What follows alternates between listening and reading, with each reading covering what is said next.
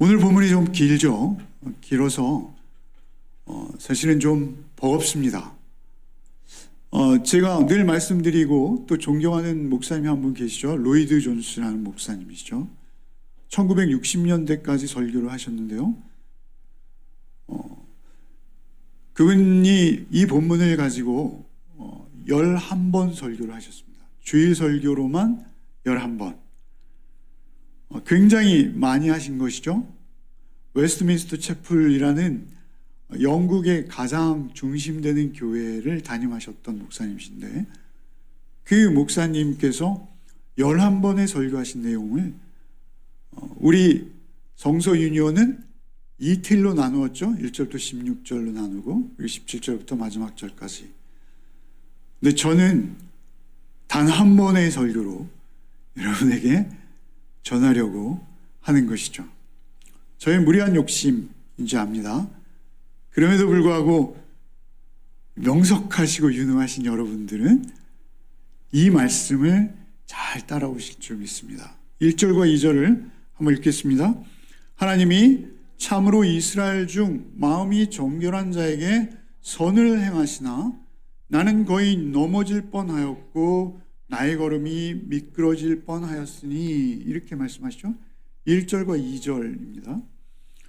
하나님이 참으로 이스라엘 중 마음이 정결한 자에게 선을 행하시나 나는 거의 넘어질 뻔하였고 나의 걸음이 미끄러질 뻔하였다. 이렇게 고백하고 있는 거죠.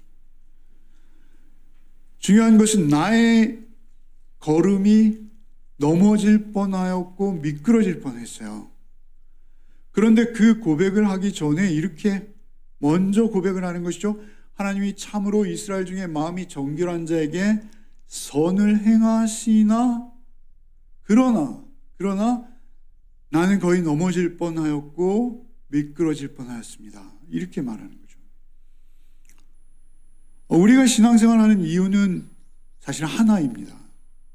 여러분, 우리가 그냥 막연히 신앙생활하는 게 아니죠.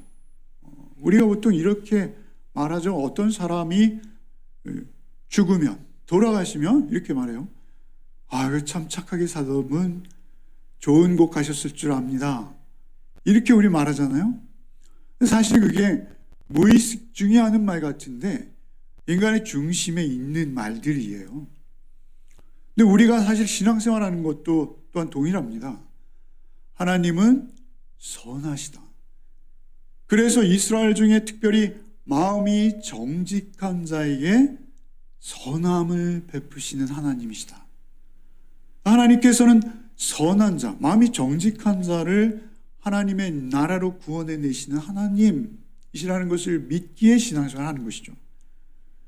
이스라엘 중에 마음이 정직한 자를 구원하시는 선하신 하나님, 선하다, 토브입니다. 토브라는 단어는 제가 여러 곳에서 다른 모습으로 번역되는 것을 소개해드렸는데, 하나님은 참 좋으시다. 왜? 마음이 정직한 자에게 선을 베푸시는, 좋은 것들을 베푸시는, 좋은 것을 주시는 하나님을 이심을 믿기에 우리가 신앙생활을 하는 것이죠. 그런데도 불구하고 자기는 넘어질 뻔하였다. 내 걸음이 미끄러질 뻔하였다. 가장 중요한 것은 뻔하였다는 것입니다. 넘어졌다는 거예요? 안 넘어졌다는 거예요? 넘어지지는 않았어요. 겨우 모면했어요. 미끄러질 뻔했는데, 우리의 삶이 그렇게 하나님을 향해 선하신 하나님, 좋으신 하나님, 그 앞에 내가 정직함으로 내 삶을 감당해야지라는 우리 신앙의 중심되는 그 중심을 놓칠 뻔한 거예요. 배도할 뻔한 거예요. 그 하나님을 부인하고 떠날 뻔한 거예요. 그래서 내가 넘어질 뻔하였고 내 걸음이 미끄러질, 우리도 살다 보면 왜 미끄러운 곳에 서 있는 것을 의식하잖아요. 그런데 우리가 영적으로 신앙생활에서 내가 하나님을 부인하고 하나님을 무시하고 하나님을 떠날 뻔했다라는 것이죠. 그것은 위기입니다. 우리의 영적 생명의 위기예요. 사실은 굉장히 심각한 고백인 것이죠. 왜 그랬을까요? 왜? 그가 왜 이런 위기를 지금 경험하고 있을까요? 그 위기를 경험하는 이유가 무엇일까요? 그것이 3절로 7절인 것이죠. 한번 같이 읽어보겠습니다. 이는 내가 악인의 형통함을 보고 오만한 자를 질투하였음이로다. 그는 죽을 때에도 고통이 없고 그 힘이 강건하며 사람들이 당하는 고난이 그들에게는 없고 사람들이 당하는 재앙도 그들에게는 없나니 그러므로 교만이 그들의 목걸이요 강포가 그들의 옷이며 살찜으로 그들의 눈이 솟아나며 그들의 소득은 마음의 소원보다 많으며 그들은 능욕하며 악하게 말하며 높은 데서 거만하게 말하며. 다시 3절로 띄워주세요. 3절부터 보시면 이는 내가 악인들의 형통함을 보았기 때문에 넘어질 뻔한 거예요. 선한 자, 이스라엘 중에 정직한 자에게 토브, 선을 베푸신 하나님이신데 말이죠. 오히려 그 악한 자들이 있는데 그 무리들이 행하는 것을 볼 때 내가 넘어질 뻔했다라는 것이죠. 그 악한 자들은 형통하더라는 거예요. 여기서 형통은 세상적인 성공을 말하는 거예요. 악한 자들 말이죠.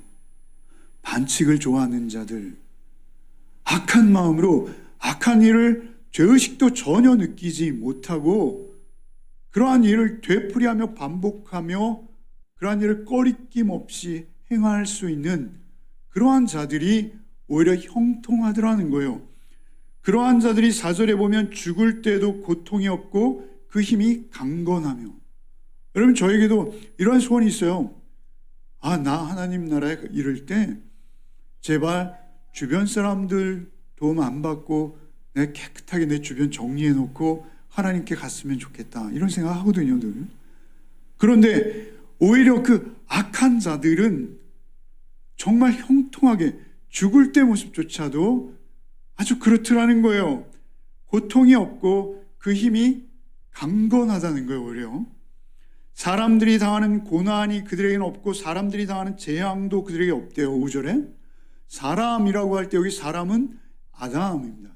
첫 사람은 에노스라는 단어이고 둘째 사람은 히브리어 아담이라는 단어예요. 그것이 번역한 거예요. 에노스라는 것은 죽을 수밖에 없는 연약한 인간이라는 것이죠. 그런 의미를 담은 사람의 일반 대명사예요. 그런데 그 사람, 죽을 수밖에 없는 연약한 인간임에도 불구하고 그들의 삶 속에서는 고난이 그렇게 없더라는 거예요. 연약한 자에겐 고난이 따르거든요. 그들은 고난이 없어요. 뿐만 아니라 사람, 아담, 두 번째 아담은 재앙도 없어요. 우리가 삶을 살다 보면 남들이 다 당하는 어려움들이 있어요. 자녀들이 때로는 중병에 걸릴 때도 있고요. 그냥 일반 사람, 아담의 후손으로 태어난 우리가 삶을 살면서 교통사고도 나고요. 그런가 하면 부도도 나고요. 그런 일들이 많이 있습니다. 근데 그들은 그러한 재앙도 그들에게는 없나니 그들은 교만이 그들의 목걸이요 강포가 그들의 옷이에요. 목걸이라는 것은 무엇입니까? 번쩍번쩍하는 금목걸이를 말하는 것입니다. 그 금목걸이는 그 당시엔 아무나 할 수 없는 거예요. 그들은 아주 부유해요. 그래서 금목걸이를 걸고 있는데 그것이 아주 그냥 교만이라는 거예요. 늘 남을 나보다 낮게 좋게 여기기는커녕 남을 항상 이용의 대상으로만 여기는 거예요. 교만나 강포가 그들의 옷, 폭력이 그들의 옷, 그냥 늘상 그들은 그들의 말과 언행으로 남들이 당하는 피해, 남들이 당하는 그 억울함, 그것들을 전혀 의식하지 못하면서 계속 말하고 행한다라는 것이죠.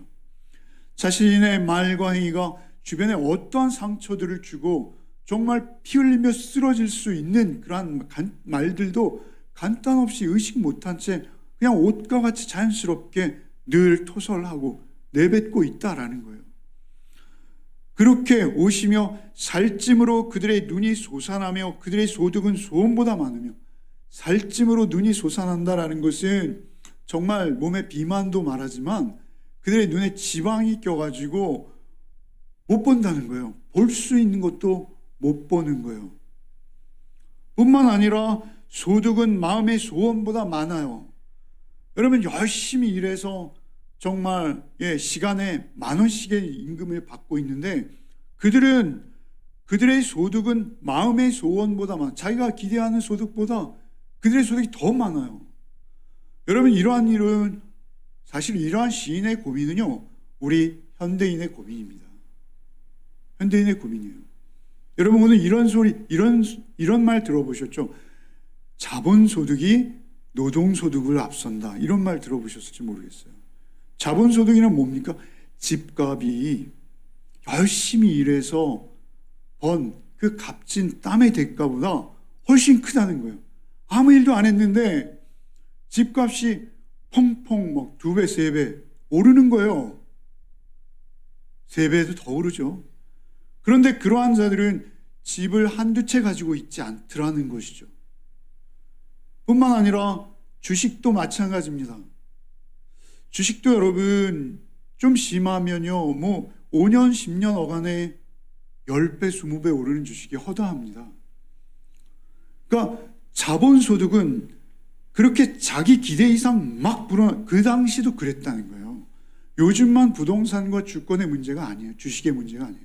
그땐 주식이라는 형태가 없었을 뿐이지 역시 마찬가지 부익부 빈익 빈의 현상, 열심히 땀 흘려 노력하고 수고한 자들에게 마땅히 돌아갈 대가는 오히려 그 악한 자들에게 돌아가더라라는 것이죠. 그래서 이렇게 말하는 눈이 솟아나며 그들의 소득은 마음의 소원보다 많으며 그들은 능욕하며 악하게 말하며 높은 데서 거만하게 말하며 말하는 거예요. 그들이 말하는 게 이웃을 능욕한데요. 거만한 말도 아무렇지도 않게 한다는 거예요. 주변에서 피 흘리면서 쓰러지는데도 전혀 의식하지 못하는 거죠. 9절에 이렇게 말하죠. 그들의 입은 하늘에 두고 그들의 혀는 땅을 두루 다니는도다. 그들의 입은 하늘에 두었다. 이건 어떤 의미일까요? 그들은 마치 하나님처럼 이야기합니다. 그들에게 돈과 권력과 힘이 있습니다. 그들의 입은 하늘에 두었어요. 그리고 그들의 혀는 땅을 두루 다녀요. 구석구석. 그들의 말이 영향을 미치지 않는 곳이 없는 거예요. 소위 요즘 말로 하면 그들이 언론을 장악하고 있는 거예요. 그래서 그들의 말이 사회에 영향력을 행사하고 있다는 거예요. 그래서 오히려 무지하고 모르는, 배우지 못한 그러한 분들이, 오히려 배움의 기회가 없었던 분들이 오히려 더 악해지게 될 수도 있어요. 왜 그랬습니까? 그들의 혀의 영향을 받는 거예요. 그래서 그들과 동료가 되는 거예요. 똑같아지는 거예요. 그래서 그들의 능력이 대단하구나. 나도 어떻게 저런 능력을 소유할까 하면서 악한 일을 서슴지 않는 거예요. 그나마 없는 가운데서 정직하고 바른 삶, 하나님만을 의지하는 삶을 살려 하지 않고요. 오히려 악을 추종하는 세력이 되어버리는 것이죠. 그러한 모습들이 있더라는 거예요. 10절을 한번 같이 읽어봅시다. 10절 읽겠습니다.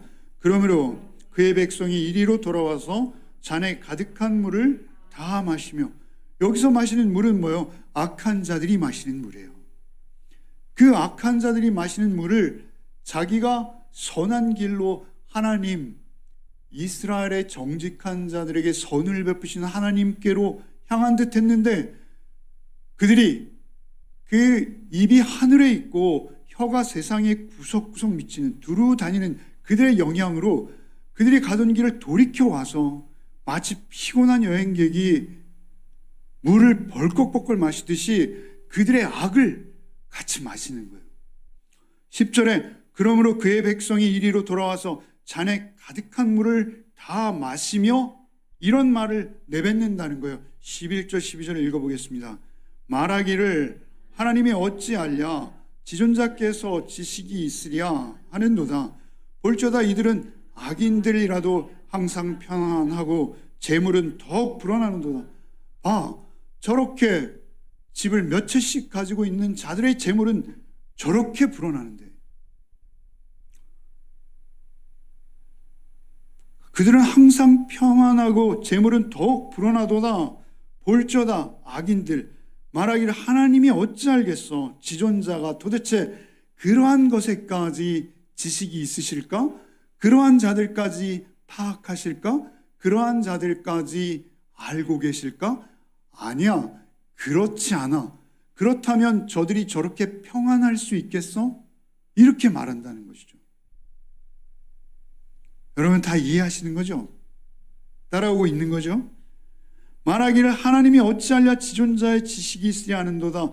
볼지어다 이들은 악인들이라도 항상 평안하고 재물은 더욱 불어나는데 하면서 그 악에 참여해서 그 갈증을 해소하고 있는 그들. 12절 한번 읽어보죠. 13절이죠. 읽겠습니다. 내가 내 마음을 깨끗이 하며 내 손을 씻어 무지하다 한 것이 실로 헛되도다. 그 가운데서도 나는 악을 쫓지 말아야지. 나는 저런 부동산 투기나 주식 투기, 주식도 투자가 있고 투기가 있습니다, 여러분. 주식에 대해 언제 말씀드릴 기회가 있을지 모르겠습니다만 하여튼 투기성이 있어요. 그러한 투기성, 그러한 것들 내가 안 하고 사절하고 내 양심에 비추어서 하나님 앞에 정직한 자로 살려고 그런 기회가 있음에도 불구하고 13절에 내가 내 마음을 깨끗이 하며 내 손을 씻어 나는 무지하다 한 것 헛되도다. 아무것도 아니다. 14절에 한번 읽어보겠습니다. 나는 종일 재난을 당하며 아침마다 징벌을. 자신은 그토록 순수하고 정직한 삶을 살고자 했지만 오히려 자기에게 돌아오는 것은 그 악인들은 평안함에도 불구하고 자신은 재난을 당하며 징벌을 받았도다. 재난이죠, 재난. 없는 살림에 자꾸 이사해야 되고 말이죠. 아침에 눈을 뜨면, 아침에 일어나면 나는 종일 재난을 당하며 아침마다 징벌을 받았도다. 아침부터 매일 아침 하루 종일 나는 종일 재난을 당하며 그 생각들이 떠나지 않는 거예요. 하루 종일. 그래서 그럼에도 불구하고 그가 넘어졌어요. 처음에 안 넘어졌다 그랬죠. 15절을 한번 읽어보겠습니다. 시작. 내가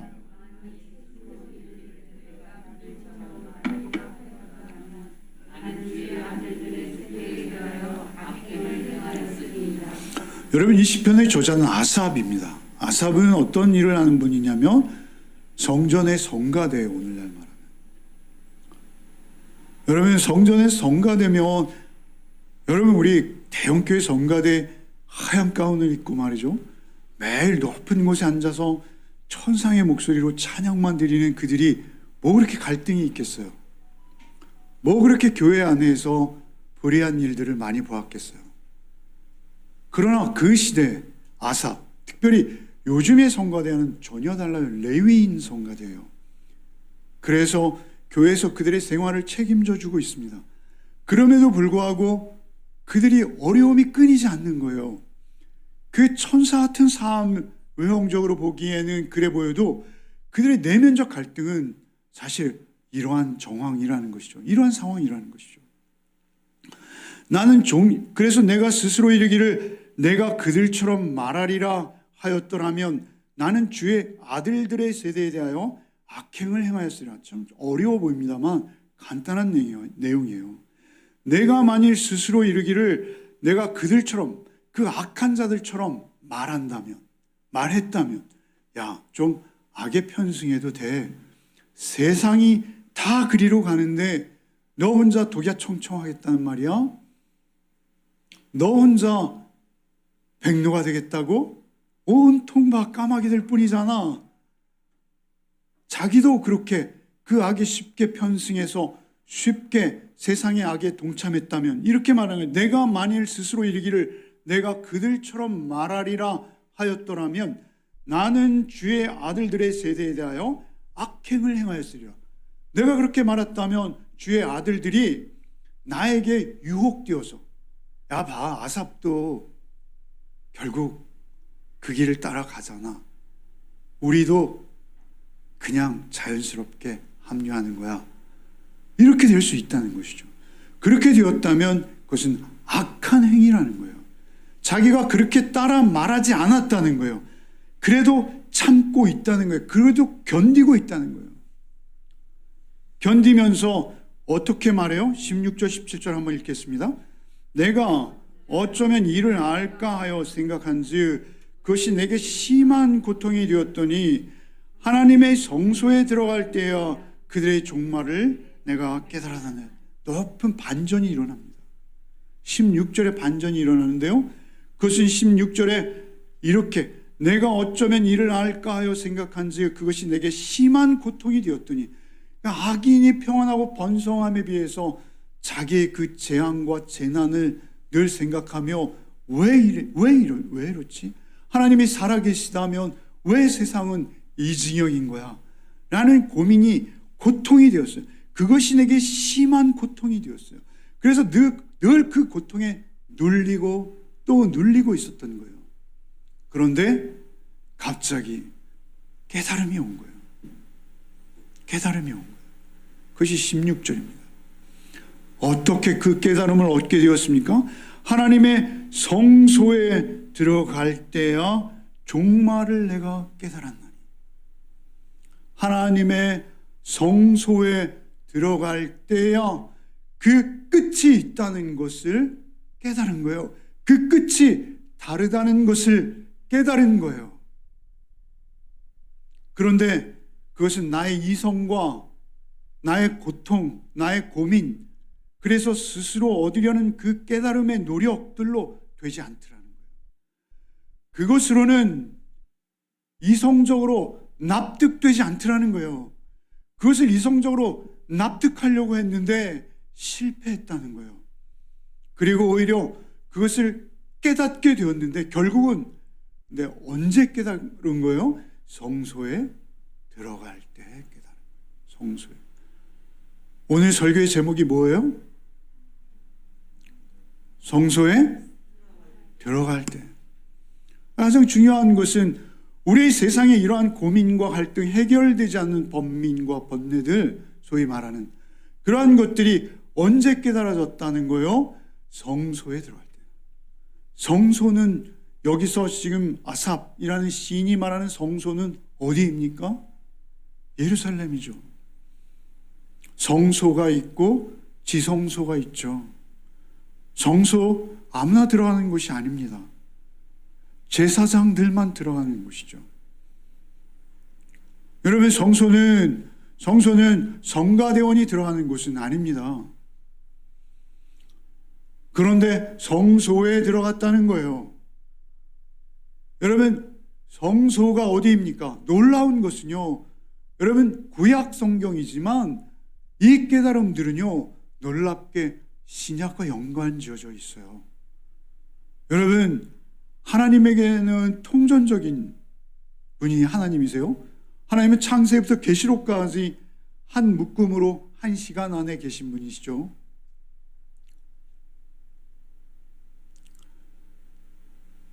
성소에 들어간다는 것은 신약적으로 말하면 이런 거예요.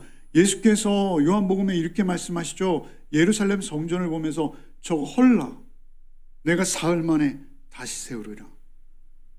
내가 성소라는 거예요. 내가 성소라는 거예요. 예수 그리스도가 우리를 하나님의 임재 앞으로 인도하시는 유일한 길이 되십니다. 유일한 분이세요. 여기서 성소가 의미하는 바는 무엇입니까? 이 구약 성경, 특별히 시편에서 아삽이 의미하는 성소는 어떤 곳일까요? 그것은 하나님의 임재를 말하는 것입니다. 하나님의 임재. 내가 내 지식과 내 상식으로, 내 이해력으로, 내 이성적 사고로 그 악인의 평안과 의인의 고통을 해결해 보려고 노력하였으나 그것을 결국 해결하지 못하는 중에 하나님의 성소에 들어갈 때요, 하나님의 임재 가운데 들어갈 때요, 하나님의 임재를 경험할 때요, 하나님의 임재를 경험할 때요, 내가 그것을 깨닫게 되었노라. 이렇게 말하는 거예요. 성소에 들어갈 때요, 그 완전한 공의와 완전한 거룩의 임재, 그 완전하신 사랑의 임재 앞에서 내가 이 종말을 깨닫게 되었다라는 것이죠. 그의 믿음은, 그가 넘어지지 않았던 이유는, 그가 쓰러지지 않았던 이유는, 그가 미끄러지지 않았던 이유는 성소에 있었던 거예요. 성소. 그 성소는 오늘 우리에게는 무엇입니까? 말씀이 잘 박힌 못과 같이 우리의 중심에 한 말씀이라도 주님의 살아계신 음성으로 내 안에 불같이 박히는 거예요.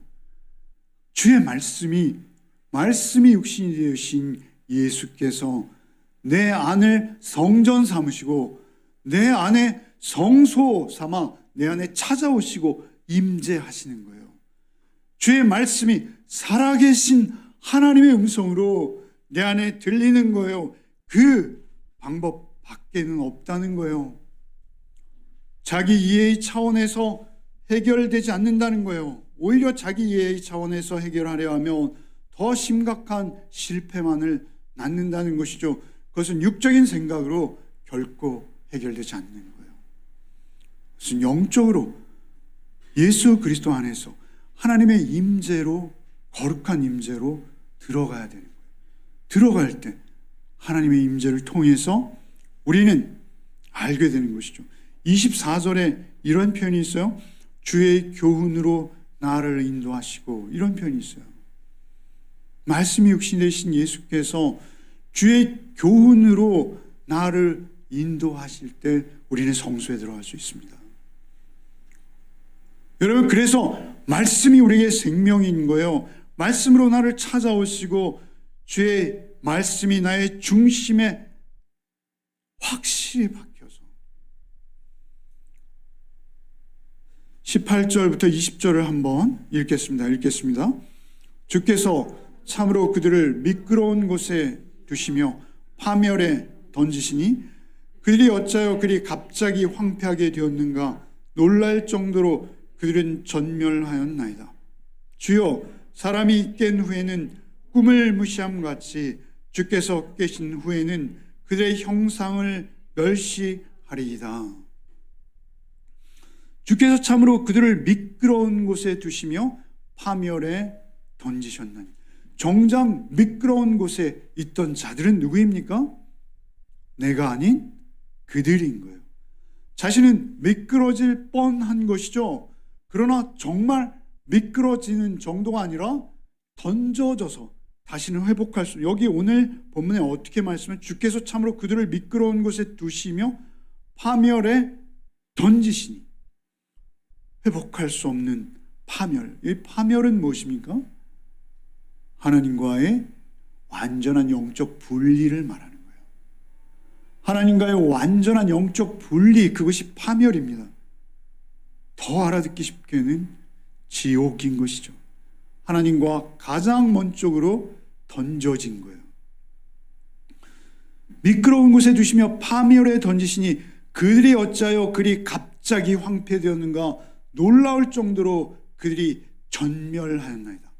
그들은 오래가지 못한다는 거예요. 그들의 끝은 반드시 있다는 거예요. 뿐만 아니라 돌이킬 수 없는 끝이 그들을 기다리고 있다는 거예요. 성전에 들어갈 때 그것을 확신하게 된 것이죠. 20절에 주여, 사람이 깬 후에는 꿈을 무시함같이 주께서 깨신 후에 그들의 형상을 멸시하시리이다. 주여, 사람이 깬 후에는 꿈을 무시함같이. 여러분, 이거 세 번역으로 한번 읽어보겠습니다. 세 번역으로 한번 띄워주시죠. 한번 같이 읽어볼까요? 시작.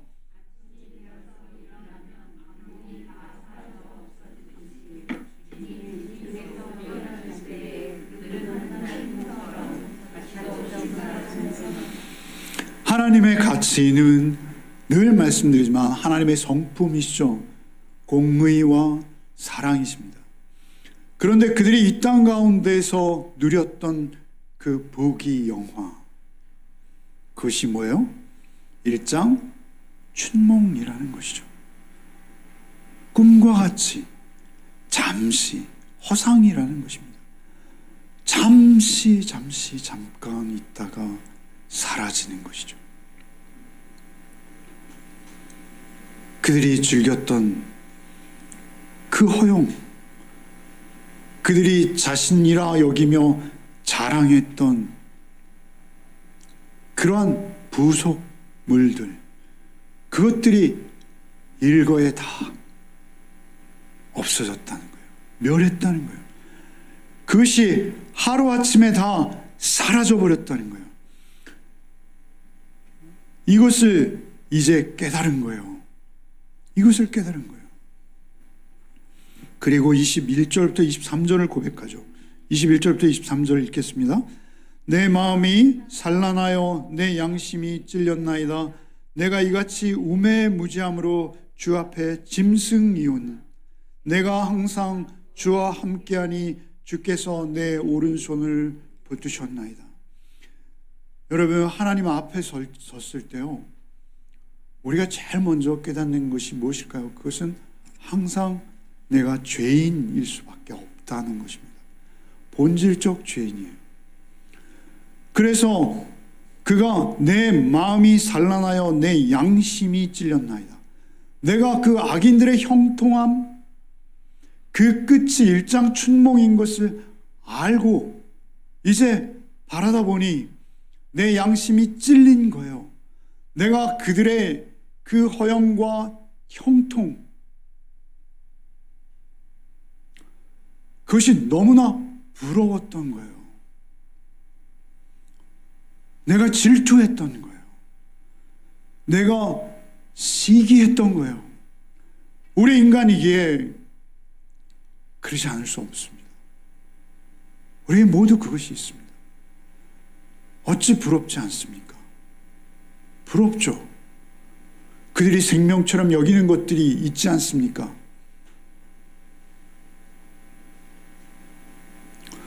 그거 부러워했는데 그거 내 양심이 찔렸습니다. 이렇게 말하는 거예요.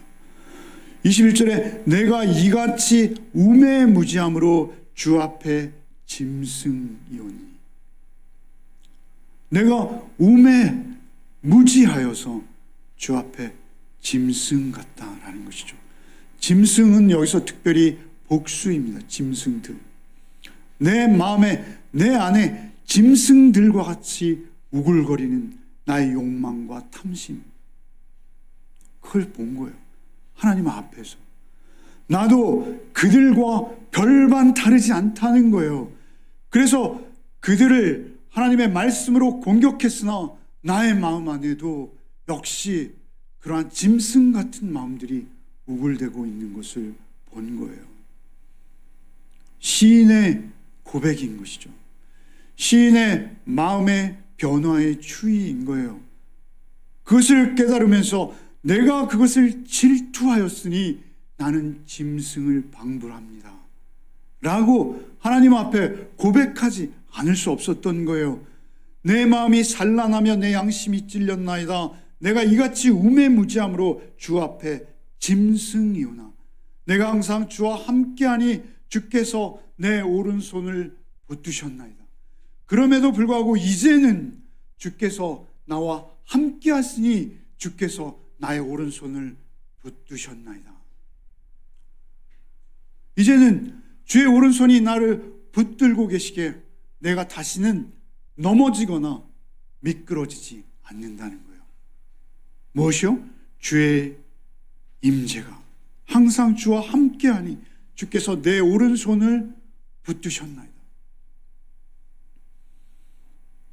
탄천에 산책을 하면요, 탄천에 징검다리들이 많이 있습니다.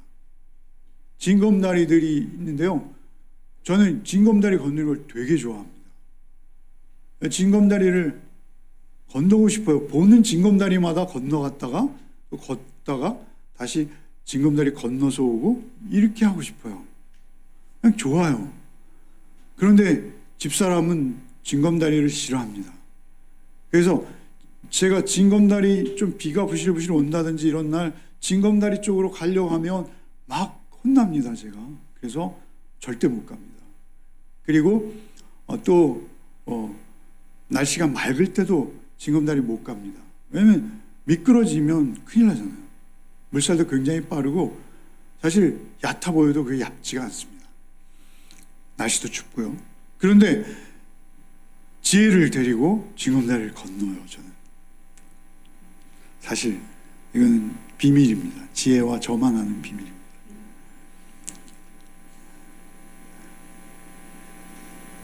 큰일 났는데요. 지혜 부모가 있군요, 여기.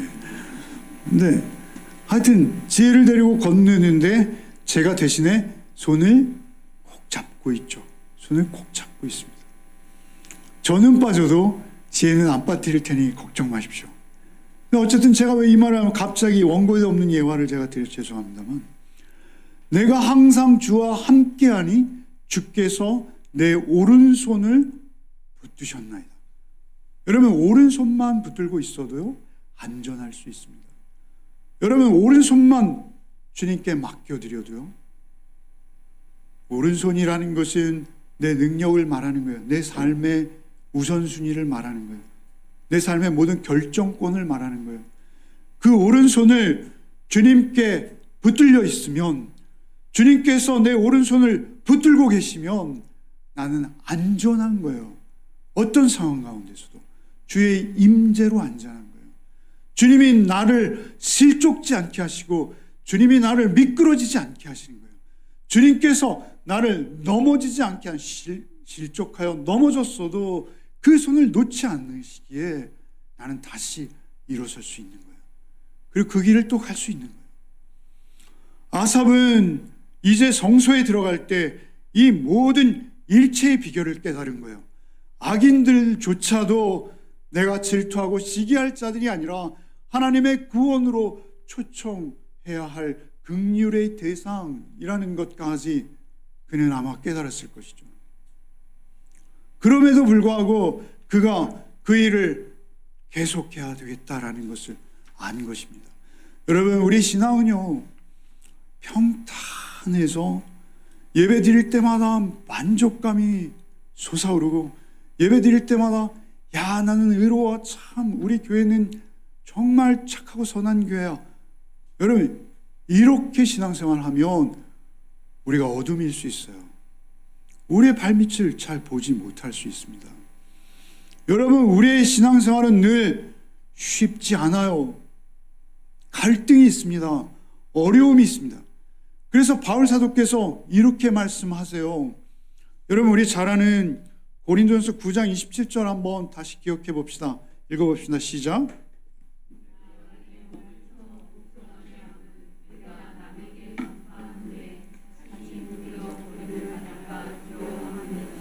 신앙생활엔 항상 갈등이 있기 마련입니다. 심지어는 복음을 그토록 성공적으로 전하셨던 바울 사도조차도 자기가 그토록 복음을 전하고 많은 설교를 했지만 그 설교가 자기에게 해당되지 않을 수 있다는 거예요. 얼마나 무섭고 떨리는 이야기입니까? 우리 영혼은 각자 주의 성소 안에 있든지 각자 넘어진 자리에 또 멀리 던져져 버릴 수도 있는 상태라는 것이죠. 그래서 내가 내 몸을 쳐서 복종시키는 것이 맞다는 거예요. 남에게 전파하고도 내가 버림받을 수 있기에 나는 항상 두렵고 떨리다 라고 바울 사도는 그 긴장의 끈을 놓지 않는 것이 우리의 신앙생활입니다.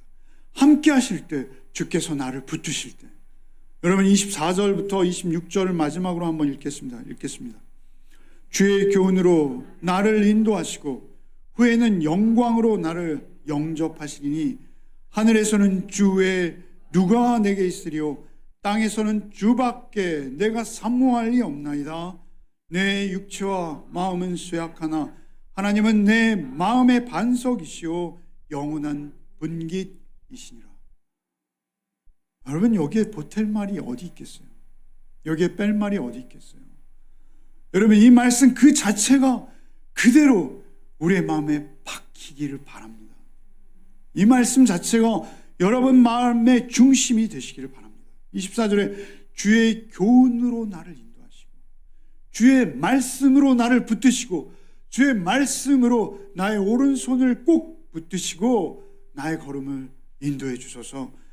교훈으로 나를 인도해 후에는 영광으로 나를 영접하시라.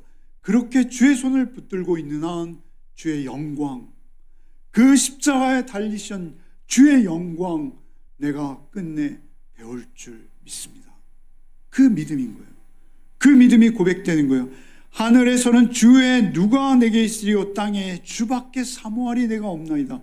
사실 이 말씀 우리가 복음성가로 익히 알고 있습니다만 사실 찬송가로 아는 것보다 여러분 이러한 아삽의 고백의 맥락 속에서 이 말씀을 이해하실 필요가 있는 것입니다. 이 말씀의 맥락 속에서 악인의 형통과 의인의 갈등 속에서 번민하던 아삽의 찬양이라는 것을 우리는 알고 찬양할 필요가 있는 것이죠. 하늘의 주에 누가 내게 있으리요 땅의 주밖에 내가 사모할이 없나이다. 여러분, 주의 교훈 앞에 정직하게 서는 것. 여러분, 이 주의 교훈이 잘못 해석된 이단들이 얼마나 많은지 아시죠? 이제는 신천지에서 새로운 수단을 하나 더 동원했어요. 손편지만 있었는데 지난주에는 말이죠.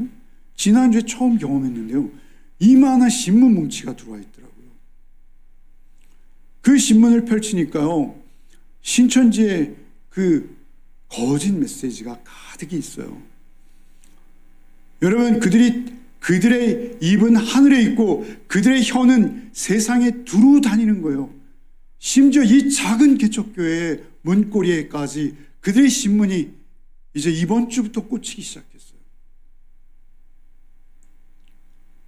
그들이 더 힘을 얻어갈 수 있을지 모르겠어요. 여러분, 우리는 경계해야 합니다. 우리는 항상 주의해야 합니다. 세상에 그러한 악들이 발붙이지 못하도록 주의 교훈으로 나를 인도하소서. 근데 주의 교훈의 해석이 틀린 거예요, 여러분. 우리가 깨어 있어야 합니다. 우리가 잠들면 그 틀린 해석에 목숨을 거는 것이죠. 그들은요, 그들의 교주가 시키면 목숨이라도 내놓습니다. 이런 말씀드려 죄송합니다만 얼마 전에 팬티 목사라는 말이 유행했죠. 더 원색적으로. 팬티 목사는 더 원색적인 것 같은데 그냥 빤스 목사 이렇게 하는 게 낫겠는데. 빤스 내려. 그래서 안 내리면 자기 성도 아니라는 거예요. 이만희 교주가 하는 것보다 더 지독해 보이죠? 아니요, 덜 지독한 겁니다. 사람을 어찌 그리 인격을 말살하고 자기 도구화할 수 있습니까? 무서운 영적 싸움인 거예요. 여러분, 무서운 영적 싸움인 거예요. 우리의 분깃은 오직 하나님께 있습니다. 27, 28절 마지막으로 읽겠습니다. 무릇 주를 멀리하는 자는 망하리니 음녀같이 주를 떠난 자를 주께서 다 멸하셨나이다. 하나님께 가까이함이 내게 복이라. 내가 주 여호와를 나의 피난처로 삼아 주의 모든 행적을 전파하리라. 하나님께 가까이함이 내게 복이라. 사실 이 시편 73편은 성소에 들어갈 때라는 제목을 달았습니다만 제가 두 번째 제목을 붙인다면 하나님께 가까이함이 내게 복이에요. 여기 복이라는 단어는 토부입니다. 토부라는 단어가 어디서 나왔죠, 오늘? 토부라는 단어 어디서 나왔습니까? 오늘 설교에서 말씀드렸는데. 네, 1절에서 나왔습니다. 시편 73편 1절에 뭐요? 이스라엘의 정직한 자에게 하나님은 선을 행하시나니. 예? 선으로 번역된 단어가 표부입니다.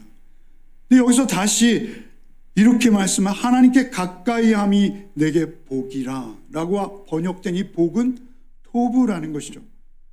하나님께 가까이 하는 것이 내게 선함이라. 내가 정직하고 선한 삶, 하나님의 의의를 따라 가는 삶, 하나님의 공의 앞에 설 수 있는 삶, 그 삶은 오직 하나님을 가까이 하는 것. 하나님을 가까이 하기 위해서, 하나님께서 나를 성소 삼으시기에 하기 위해서 우리는 예수를 붙들 수밖에 없는 거예요. 늘 예수를 붙들고 예수 앞에 나가지 않고는 우리가 이러한 삶을 살 수 없다라는 것이죠. 여러분, 우리에게는 늘 도전이 있습니다. 도전이 쉬지 않고 있습니다. 여러분, 바울 사도가 그 아들 같이 여기는 디모데에게 이렇게 말하죠. 디모데후서 3장 12절, 이제 다 끝났습니다. 3장 12절 읽겠습니다. 무릇 그리스도 예수 안에서 경건하게 살고자 하는 자는 박해를 받으리라. 그리스도 예수 안에서 경건하게 살고자 하는 자는 세상에 박해를 받는다는 거예요. 세상의 영광을 쫓는 자들과 하나님의 영광을 쫓는 자들이 같을 수는 없는 거예요. 이러한 외적인 박해가 있어요. 그런가 하면 외적인 박해만이 아니라 내적인 갈등도 있어요. 우리 예레미야 선지자의 갈등을 한번 읽어봅시다. 예레미야 12장 1절 읽어보겠습니다. 여호와여, 내가 주와 변론할 때에는 주께서 의로우시니이다. 그러나 내가 주께 질문하옵나니 악한 자의 길이 형통하며 반역한 자가 다 평안함이 무슨 까닭이니까. 예레미야는 당시의 정권, 당시의 왕들에게 사실은 하나님의 말씀을 전하다 엄청난 박해를 받은 그러한 선지자이시죠. 그렇게 힘든 삶을 살 때 예레미야에게 갈등이 무엇이었습니까? 내가 주와 변론할 때 주께서는 의로우시니다. 내가 주와 비록 언쟁하지만, 변론한다는 것은 서로 변호한다는 거예요. 서로 질문하고 묻고 대답한다는 거예요.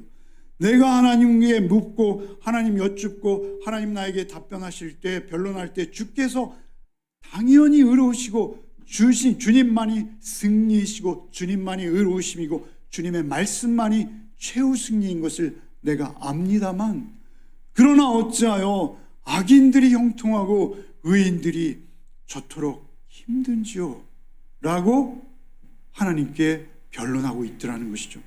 내적 갈등이 있습니다. 예레미야가 경험했던 내적 갈등, 여러분, 당연한 것입니다. 여러분, 바울 사도가 디모데에게 핍박이 있을 것이다 라고 외적 어려움을 경고하는 것, 당연한 것입니다. 여러분, 오늘날 그리스도인으로 살면서 그것들에게 너무 주눅들지 마십시오. 우리에게는 분깃이 있습니다. 오늘 본문에 뭐라고 말씀하십니까? 몇 절이죠? 26절이죠. 내 육체와 마음은 쇠약하나, 내 육체와 마음은 쇠약하나 하나님은 내 마음의 반석이요 영원한 분깃이라. 내 마음은 쇠약합니다. 늘 우리에게는 그렇게 성소에 들어가서 큰 은혜를 받았음에도 우리의 삶 속에서는 우리의 마음과 육체가 쇠약합니다. 그리고 또 발이 미끄러질 듯한 위기감이 우리를 홀로 두지 않을 것입니다. 우리에게 또 있을 것입니다. 그러나 주께서 나의 손을 잡고 계시기에, 주의 손 잡힌 내가, 주께 손 잡힌 내가 주의 손 안에서 여호와는 나의 반석이요 나의 분깃이라고 말씀하죠. 분깃. 악인들은 그 목걸이와 그 옷이 그들의 소유이지만 나의 소유는 하나님께서 주신 분깃입니다. 하나님께서 주신 분깃, 그것은 무엇입니까? 분깃. 늘 말씀드리지만 기업입니다. 기업. 상속, 유산, 목, 늘 이렇게 번역되는 단어이죠. 우리는 알몸으로 있을지라도 하나님이 나의 전 재산입니다. 하나님만이 나의 유산입니다. 나의 몫입니다. 나의 상속이십니다. 하나님이 나의 전부 되십니다. 로 우리는 가는 거예요. 그 고백이 여러분의 고백이 되시기를 바랍니다. 끝났다라고 여기시면 오해입니다. 마태복음 7장을 한 번만 읽고 마치겠습니다. 마태복음 7장 13절 14절 좁은 문으로 들어와라. 멸망으로 인도하는 문은 크고 그 길이 넓어 그리로 들어가는 자가 많고 생명으로 인도하는 문은 좁고 길이 협착하여 찾는 자가 적음이라. 넓은 길은 편안하죠. 많은 사람들이 재미있는 이야기를 나누며 웃으며 농담하며 신나게 가고 있습니다. 얼마나 멋져 보이는지요. 무리지어 때를 지어 가고 있습니다. 그들의 신앙생활 역시 날마다 승승장구하며 영원히 축복의 주인공일 것만 같아 보입니다. 문은 화려하고 넓고 그들 앞엔 탄탄한 대로가 펼쳐져 있는 것처럼 보입니다. 우리의 길은 너무 좁고 협착하여 주변을 둘러봐도 같이 걷고 있는 이가 드물거나 아예 없습니다. 때로는 혼자, 심지어는 가족들마저 뒤로 한 채 터덜터덜 혼자 걸을 때가 얼마나 많은지요. 여러분, 그러나 그 길깃에만, 그 길 끝에 주의 영광이 있습니다. 주의 영광이 기다리고 있습니다. 하나님이 우리의 분기시요 우리의 몫인 것을 잊지 아니하시고 그 길을 힘내어 발목에 힘을 주시고 하나님 손 붙들고 말씀 손 붙들고 승리하는 또 한 주간 되시기를 바랍니다. 주님,